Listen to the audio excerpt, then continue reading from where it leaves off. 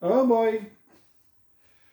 So yesterday I was very hyped about the Sony conference. Now I kind of knew or was thinking like, they're probably not gonna announce the system itself. It's Mark Cerny talking about the architecture of the PlayStation 5. So I was expecting specs. I was seriously expecting specs, and that's what they announced, but in a very long and extremely boring way for me personally. They kind of said our system is not as strong as the Xbox Series X. It's 10.3 teraflops, not 12. It's 3.5 gigahertz, not 3.8 or 3.6, whatever. It is 16 gigabyte of GDR6 and it is running at a little slower pace, but the Xbox Series X has something really weird I don't understand at all. I'm not a hardware guy, so I don't understand a lot of things, but they have 10 gigabytes running at a higher speed than the PlayStation 5s, but they have 6 gigabyte running slower than the 16 gigabyte on PS5. That's really weird. I mean, honestly, that is really weird. So I think maybe overall it's kind of balanced out, or it's the same, sort of. Now, the biggest edge the PlayStation 5 is probably going to have on the Xbox Series X. And it is going to be something massive. I personally think it is pretty massive. It is more massive than the graphical difference they're probably going to have. The SSD is going to load your games so freaking fast. Like on the Xbox Series X, it loads 2.2 gigabyte every second. Now that already seems pretty fast. The PS5, it can load 5.5 gigabytes a second. That basically means, Sony have been saying this for quite a while, that they're trying to get loading out of the games. They don't want any loading at all. At least, in the bigger games, it's probably gonna load a bit, but even then, it's like click and it's loaded. And from what I have read and from what I can understand, what Mark Cerny was saying, is that basically they have done it. Loading times probably on next generation on PS5 is gonna be non-existing. It's probably gonna be nothing. It's gonna be click and your game is loaded. That is pretty cool. I have to completely admit, that is really cool. Now, they talked about backwards compatibility, and I was honestly hoping that they would announce like, hey, every system, every console generation is playable on it.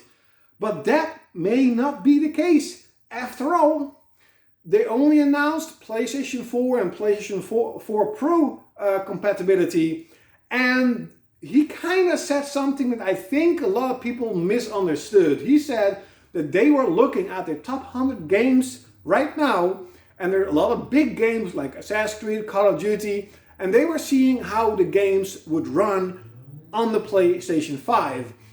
But he fully believes that at launch, there's probably going to be almost a whole library of PS4 games going to be playable on the PlayStation 5. So that's something that people seems to misunderstand. They're thinking, oh, only the top 100 games are playable on the PlayStation 5. No, it is the games they are testing right now. There's going to be a lot more games. Probably all the games are probably going to run on PS5 at launch. They're just testing those 100 games out at the moment. At least that's what I think that he meant, and he probably did mean it in that way. So overall, I mean, I have to admit, it's, I don't really care about the power difference. I never cared about the power difference. I don't give a shit. The only thing that I was very annoyed by, and that is something that Microsoft has confirmed, that games on Xbox Series X is gonna run at 4K at 60 frames per second up to 120 frames per second, where Sony has not said anything at all. And the GPU is slower, the CPU is a little bit slower, but hopefully it can get to that 4K 60 frames. Hopefully, probably will, to be honest. I mean, 8 cores running at 3.5 gigahertz. It's probably gonna be 60 frames. But I would have loved if Mark Cerny would have said like, hey, the games are gonna run at 60 frames easily, whatever. Something that Microsoft did say. So overall, leave it in the comments below. What did you think about the conference? Do you care about the difference between, the power difference between the Xbox Series X and Sony's PlayStation 5? I have to say one little thing though, that was really interesting to hear. The PS5 is only going to get 824, 26 gigabytes of SSD at launch instead of 1 terabyte that is on the Xbox Series X. And he specifically said that is to reduce cost. They are still trying to balance power and cost. I have a very weird hunch that Microsoft's Xbox One X series is probably going to be $500 or $600, and that Sony's PlayStation 5 is probably going to be $50 cheaper. That is what I'm predicting. I'm predicting $450.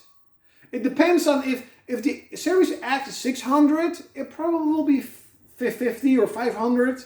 But I have a hunch that one of the strategies Sony is going to do again is trying to make the PS5 cheaper than the Xbox Series X. It will be weird because that system is not stronger than PS5. Why would it cost the same? So it's just a weird hunch, but it's something very interesting that he said in the conference, that they've done that to reduce the cost of the PlayStation 5. So like always, like, share, comment and subscribe if you actually have been here, like at the end of the video. And like always, you're gonna see me next time with food because I'm hungry.